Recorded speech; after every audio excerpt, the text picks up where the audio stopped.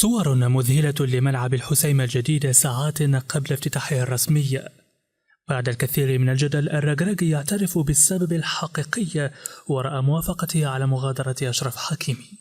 والآن إلى التفاصيل، لكن قبل ذلك لا تنسوا مشاهدينا الاشتراك بالقناة وتفعيل زر الجرس لتتوصلوا بآخر الأخبار دائما.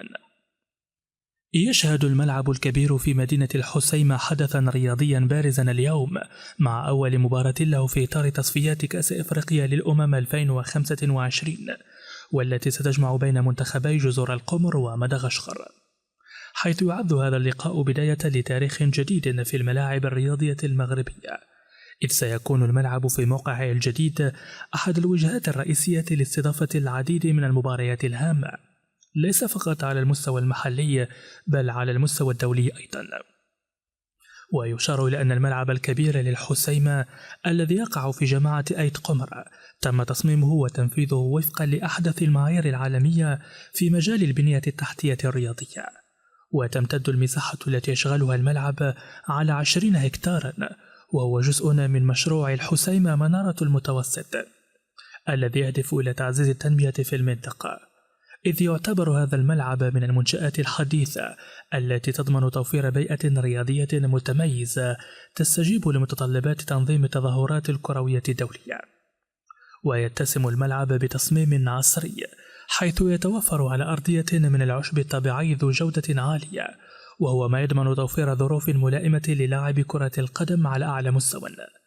كما تم تجهيز الملعب بأحدث التقنيات التي تشمل نظام الإضاءة المتطور وشاشات العرض العملاقة وأجهزة الصوت عالية الجودة، مما يعزز من تجربة الجمهور في المباريات. وتم تزويد ملعب الحسيمة الكبير بمجموعة واسعة من المرافق التي تضمن راحة اللاعبين والجماهير على حد سواء. فعلى مستوى اللاعبين يتوفر الملعب على مستودعين كبيرين للملابس، أحدهما مخصص للفريق المحلي والآخر للفرق الضيفة. كما يحتوي الملعب على غرفة متطورة خاصة بطاقم التحكيم، وكذلك قاعات مخصصة لمندوبي ومراقبي المباريات. إضافة إلى ذلك يحتوي الملعب على مركز طبي متكامل وغرف للتمريض، مما يعكس التزام القائمين عليها بتوفير بيئة صحية وآمنة لجميع المشاركين في الفعاليات الرياضية. أما بالنسبة للجماهير، فقد تم تصميم الملعب ليكون مكانا مريحا ومناسبا لجميع الزوار، فالملعب يتسع ل11,000 متفرج، مع توفير مقاعد مريحة تتماشى مع المعايير الدولية. كما تم تجهيز الملعب بمرافق ترفيهية متنوعة وشاشات عرض كبيرة لضمان تجربة مشاهدة ممتعة للجميع. ومن بين المرافق المهمة أيضا يتوفر الملعب على مواقف سيارات يتسع ل2500 سيارة، مما يسهل عملية التنقل والوصول إلى الملعب أثناء المباريات. ويتسم ملعب الحسيمة الكبير بتصميم معماري فريد، حيث تهيمن عليه الألوان الأبيض والأزرق، وهو ما يتماشى مع الهوية البصرية لمدينة الحسيمة المطلة على البحر الأبيض المتوسط، حيث أن هذه الألوان لا تعكس فقط الطابع الجمالي للمدينة، بل تبرز أيضا ارتباط الملعب العميق بمحيطه البيئي والبحري. كما أن واجهته وسقفه تم تصميمهما لتوفير أقصى درجات الراحة للمشاهدين، في حين أن المقاعد تم توزيعها بطريقة تتيح للجميع رؤية واضحة لأرضية الملعب. وتعتبر هذه المنشأة الرياضية بما تقدمه من مواصفات معمارية وتقنية متطورة تعتبر خطوة مهمة في إطار الاستراتيجيات الوطنية لدعم الرياضة في المغرب، حيث أن الملعب الجديد لا يقتصر دوره على توفير ملعب مناسب للمنتخبات الوطنية فقط، بل يعكس أيضا حرص المغرب على بناء منشآت رياضية ذات مواصفات دولية قادرة على استضافة الأحداث الرياضية الكبرى.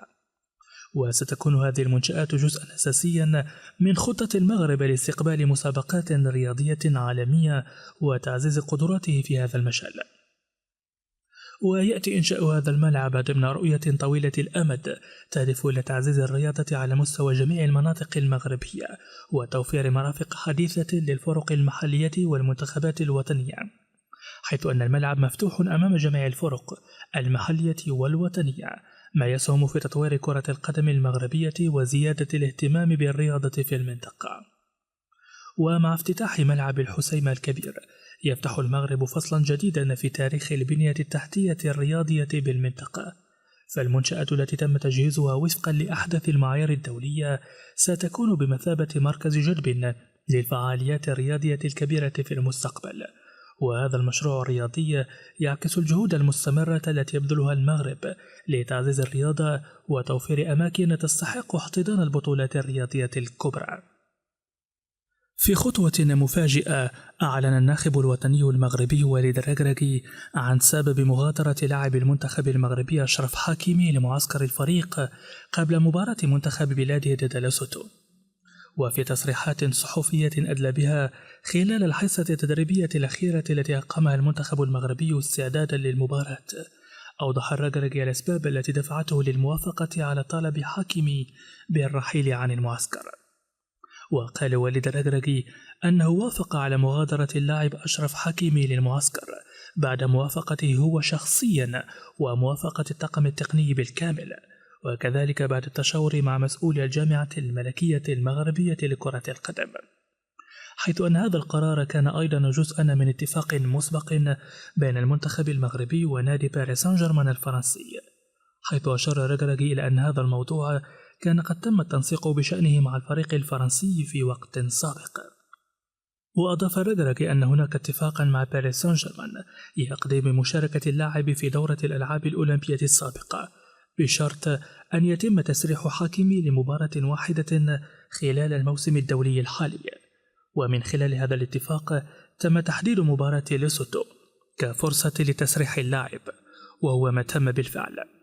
وكشف الركراكي أن هذا الترتيب كان مناسبا لجميع الأطراف المعنية بما في ذلك اللاعب نفسه الذي سيحصل على فرصة للراحة بعد سلسلة من المباريات المتتالية.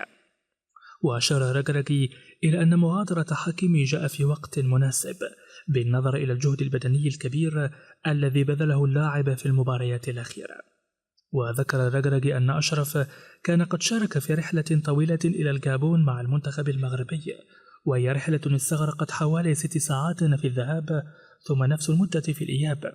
وهذه الرحلة الشاقة إضافة إلى كثافة المباريات التي خاضها اللاعب خلال الموسم الحالي جعلت من الضروري منحه قسطا من الراحة ليستعيد لياقته البدنية. وتعتبر مشاركة أشرف حكيمي في المباريات السابقة للمنتخب المغربي أمرا بالغ الأهمية، حيث أن حكيمي الذي يعتبر أحد أبرز اللاعبين في صفوف أسود الأطلس من حيث الأداء والخبرة خاض عددا من المباريات الدولية في الفترة الأخيرة. ومن المعروف أن حكيمي يلعب دورا محوريا في تشكيل المنتخب المغربي ليس فقط على مستوى الدفاع بل أيضا في الهجوم بفضل سرعته العالية ومهاراته التقنية. لكن الركراكي كان حريصا على الحفاظ على صحة اللاعب وتجنب إجهاده خاصة في موسم طويل وشاق على الصعيدين المحلي والدولي.